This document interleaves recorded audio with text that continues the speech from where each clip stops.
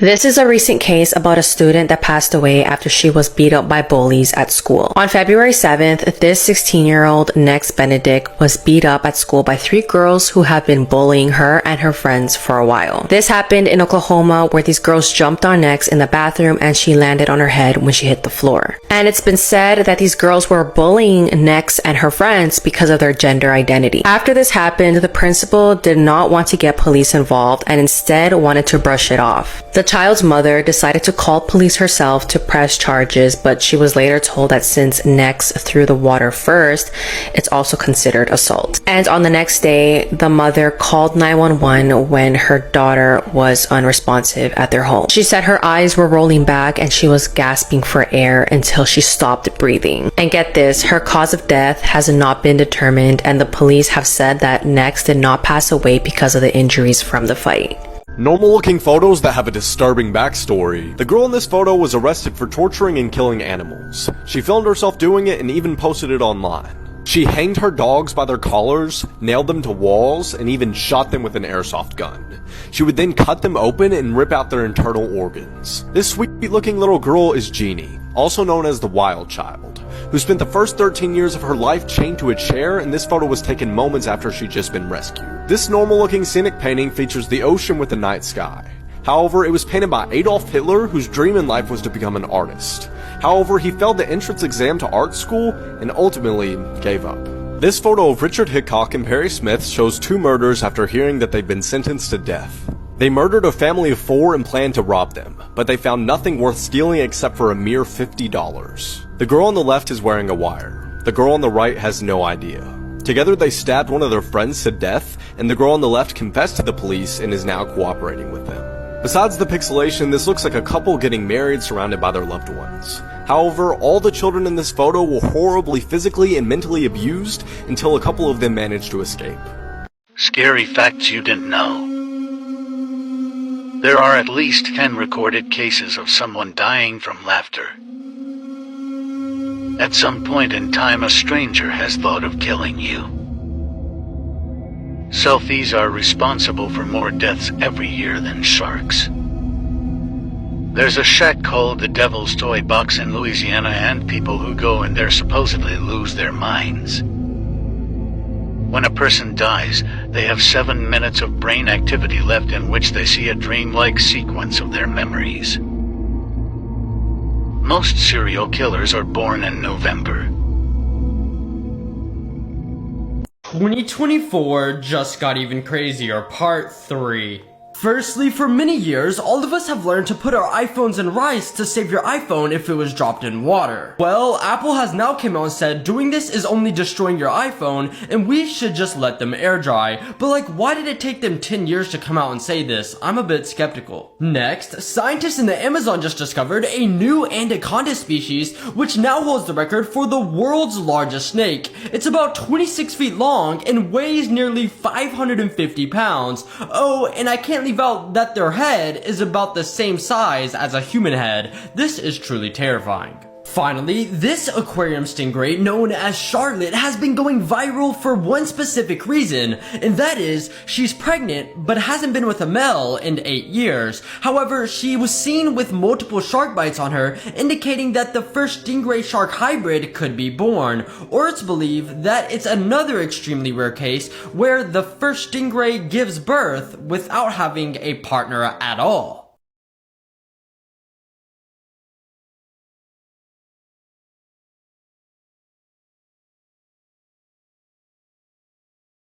Dirty facts about history that school probably didn't teach you. Part 8. Much like small peepees on guys, in ancient Greece, the unibrow was a sign of great beauty and intelligence in women.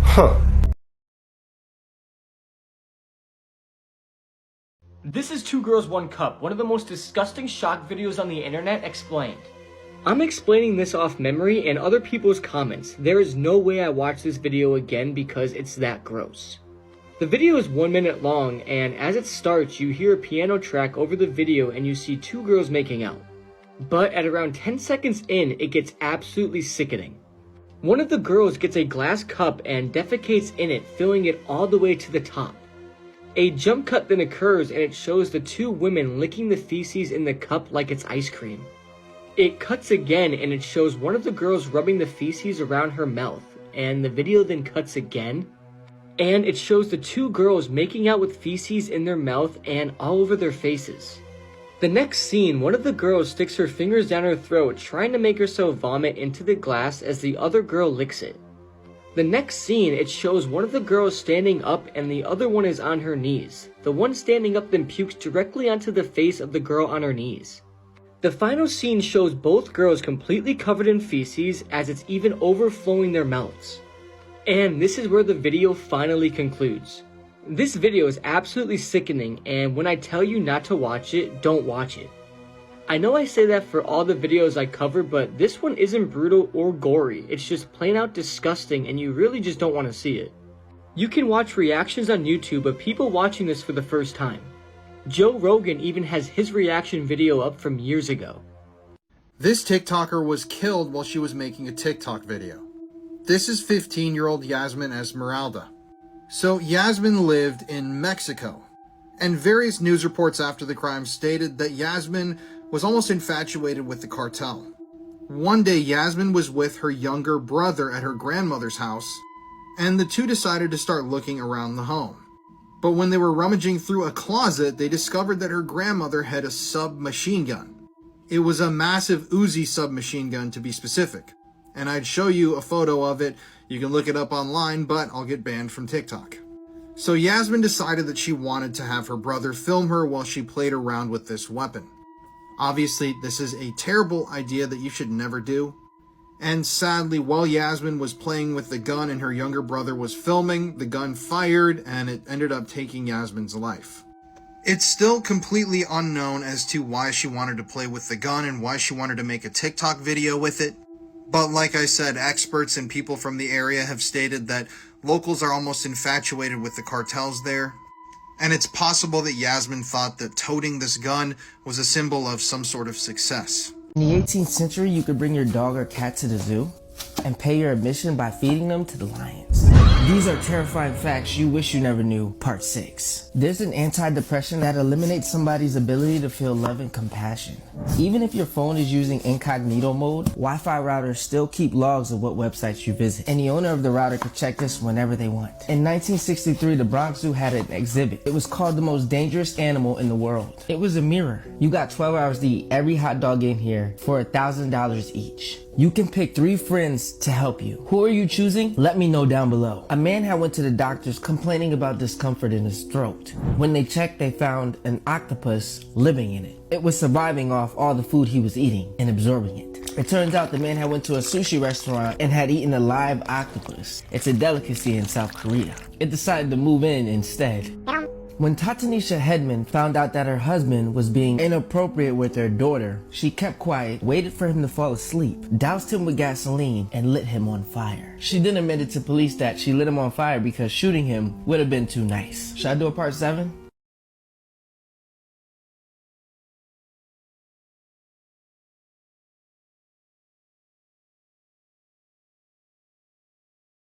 If you see this in the ocean, get out fast. In 2016, an Australian fisherman saw this near his boat. At first, he thought it was some kind of alien creature, but he soon realized it was something even scarier. This is actually a swollen whale. When a whale passes away, it swells up, and eventually, so much gas builds up that the whale's body explodes. This sends whale guts everywhere. Whales can explode with so much force that they can injure or end human lives. As soon as he realized the danger he was in, the fisherman, Mark Watkins, sailed away. But this whale definitely looks like it's ready to pop.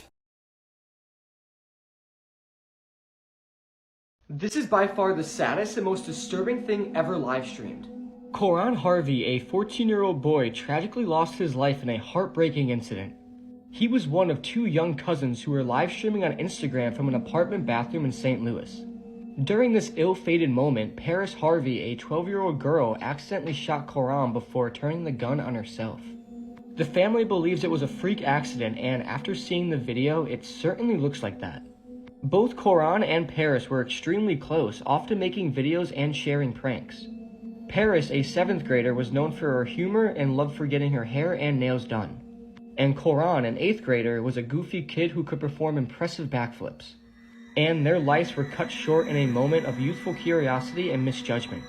The two young kids were making a video on Instagram Live in which they were playing with a gun, when Paris accidentally shot Coran in the back of the head, killing him.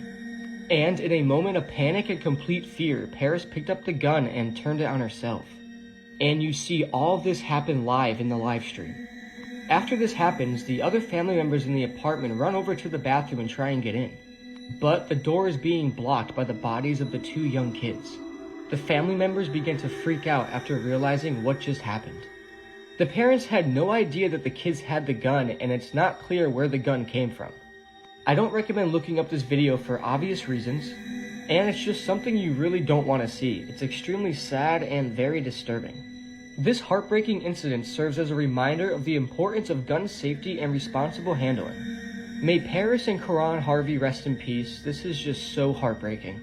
Why aren't more people talking about this case? Have you heard about Rebekah Byler yet, y'all?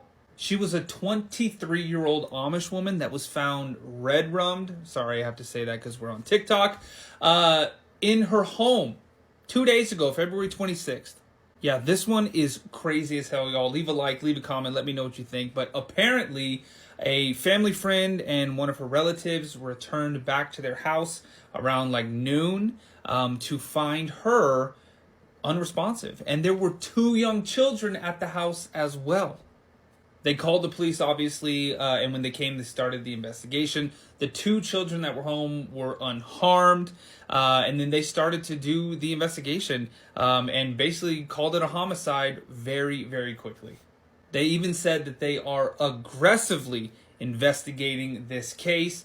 Man, crazy as hell. Y'all, let me know what you think, and make sure you follow for more true crime.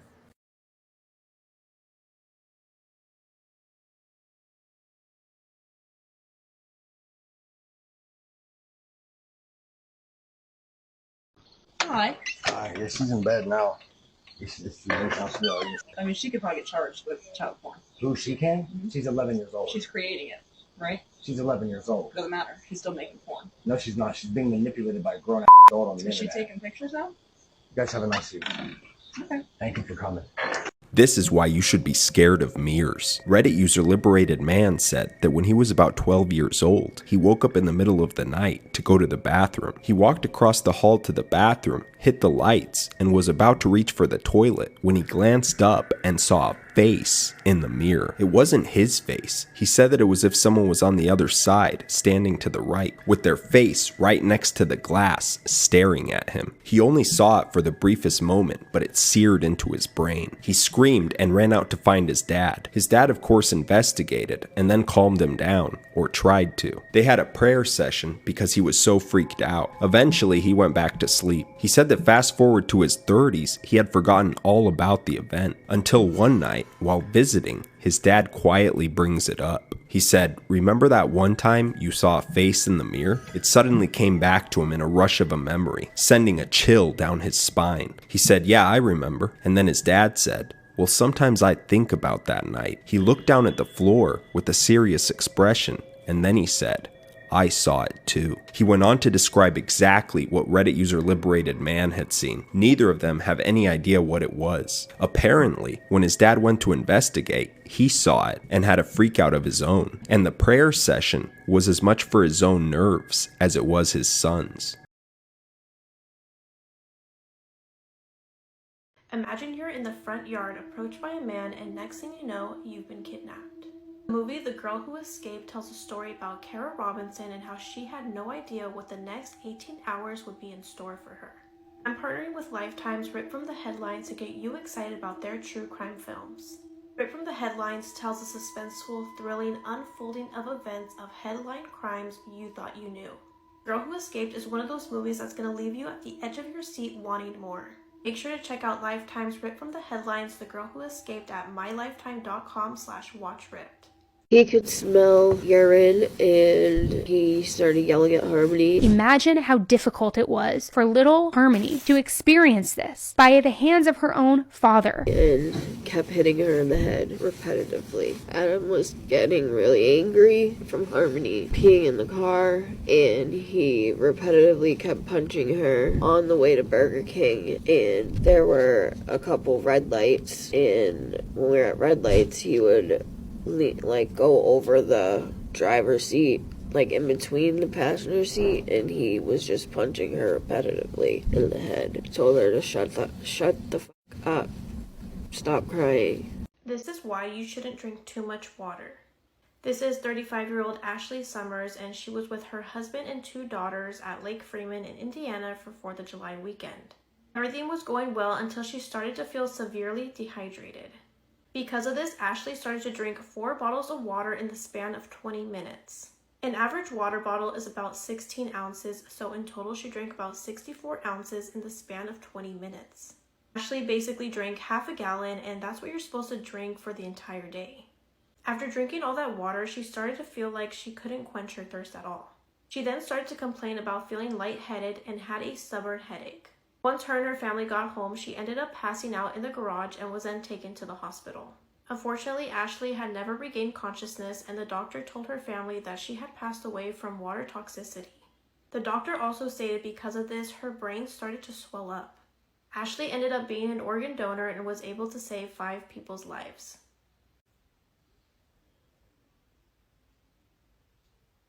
The first 5 minutes of Terrifier 3 is apparently so disturbing that Hollywood studios refuse to be involved. Because remember when Terrifier 2 made people pass out and throw up in theaters? Just the first 5 minutes of the upcoming 3rd movie, which is being filmed right now, is so messed up and controversial that many Hollywood studios allegedly said they were, quote, concerned with the levels of gore. Which is good if you're insane like me and want to see all that. Because the director Damien Leone said, I need to make this movie on my own, it's just too insane.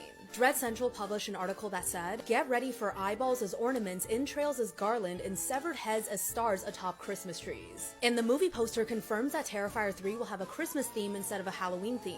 I just need to know how it's gonna outdo the bedroom scene from Terrifier 2, because I am still traumatized by that. The director also said Terrifier 3 will go more in depth into the background and origins of Art the Clown, which is great because I need to know why he can't die. Is Art some kind of paranormal entity, or is he just insane? But personally, this is probably my most anticipated horror movie of 2024 so far because we don't know what's coming up yet. So I'll update you guys with anything I find out and follow for more.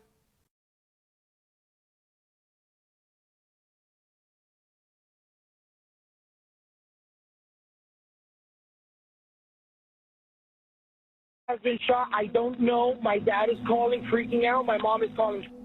Might be a person advising he just shot his son. This is David Contreras, now facing a second-degree murder charge for shooting and killing his son, according to police. Hello? Hello? Hello? David, talk to me. Is he alive? Is he breathing? He's not breathing. He's dead. But why, David? Why? The fighting on the way home was unbearable, and we got here, and just from one second to the next, he was going to go to the Keys, he was going to go with Jacob, he was going to fight girls. Would it be okay if girls go and sleep over? I said no, and I told him no, and I was going to go over there tonight and make sure. He said, horrible. You know, it's not your fault, Odie. Julie heard you. Julie heard you. Julie heard you. I'm sorry. It's not your fault, Odie. Please call my brother. I just talked to him. Where's your brother? Please. Where's your brother? He's gonna go to jail. Get on your knees. Get on your knees. Get on what we're saying. Put your hands on top of your head. Put your hands on top of your head. All right. Interlock your fingers. Let's go. Hey.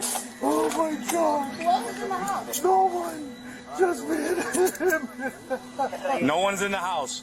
No. What are you calling? What are you calling for? I shot my son. Come on, let's go.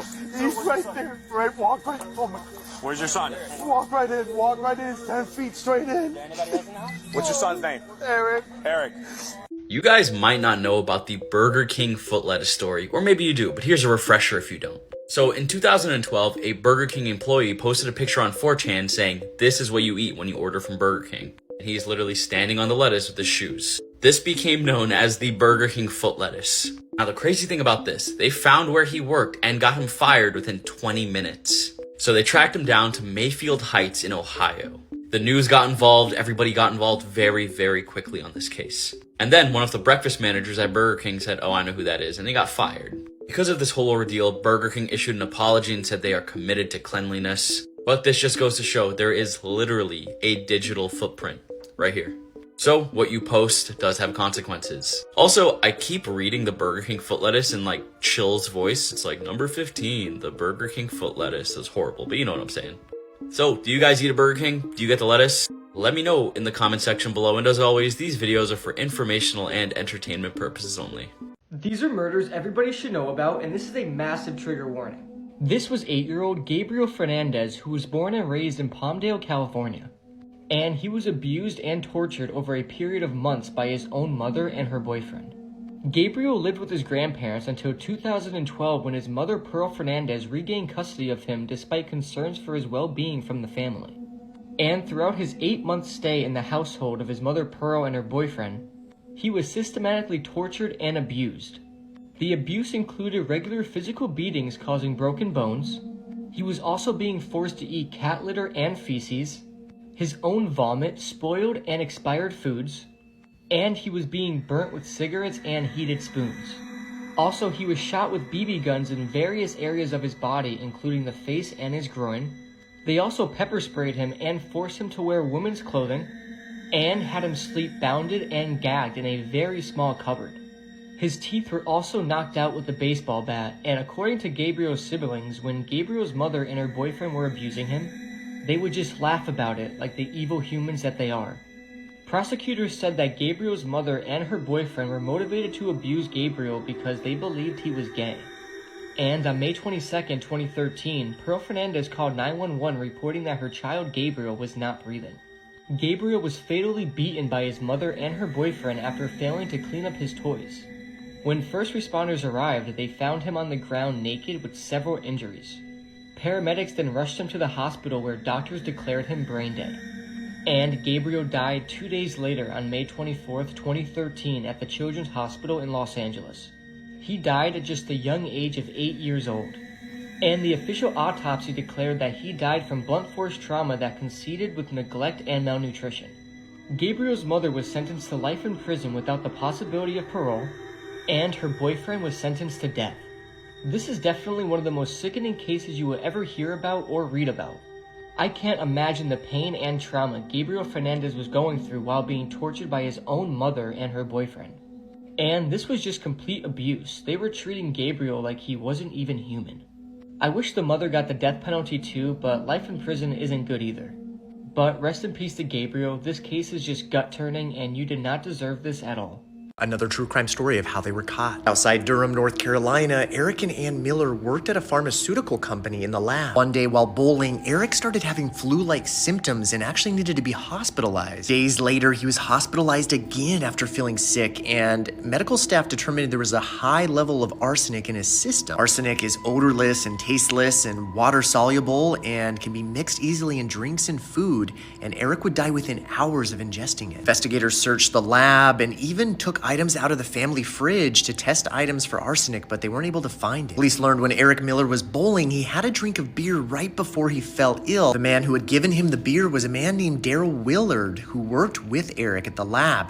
Police tried to speak with him, and he lawyered up and refused to talk. 6 weeks later, Daryl's wife would find him in the garage. He had ended it all, and there was a note on the garage wall. In the note, Daryl admitted no responsibility to the incident with Eric, but investigators did learn that he had an affair with his wife, Ann Miller. Police subpoenaed emails and phone calls for both Daryl and Ann and found that Ann had called Daryl over 500 times and corresponded and even spent time in a hotel together. Investigators then learned there was a material at the lab they both worked out called cacodyllic acid that was used to clean glassware, but it was actually a form of arsenic, and it was the same type of arsenic found in Eric's system when they tested it. Ann refused to cooperate with law enforcement and sold her home, quit her job, and moved. She even had Eric's body cremated against family wishes, but investigators kept samples from his autopsy. Forensics were able to test Eric's hair and get an idea of his life the last 6 months. Police learned Eric had ingested a large amount of arsenic just a few weeks before he died. Police learned when Eric got sick at the bowling alley, Anne had made a phone call to her own voicemail that bounced off the cell tower near the bowling alley. They believed she was at the bowling alley and had given the arsenic to Willard. Through Eric's hair samples, they learned he had been given arsenic over the course of several months. Police had 2 theories. They believed Anne was either torturing him or creating a pattern of him getting sick so it would be less suspicious when he died. Police thought there wasn't a money motive with Anne because there wasn't much of an insurance policy, but they believed that she didn't want to deal with a messy divorce after Eric was catching on to her affairs. Police also believe Anne had manipulated Daryl to give his friend the arsenic and that she had been the mastermind behind the whole thing. Police were able to subpoena Daryl's defense attorney's records to have him divulge some of the information with the conversation he had with Anne after Eric passed. Daryl had told his attorney that Anne said that after Eric was in the hospital, she visited him and injected more arsenic into his IV. When Daryl asked why she did that, she said, "I don't know." Police had built up enough evidence to charge Anne, and she was sentenced to 25 years, and that was how she was caught.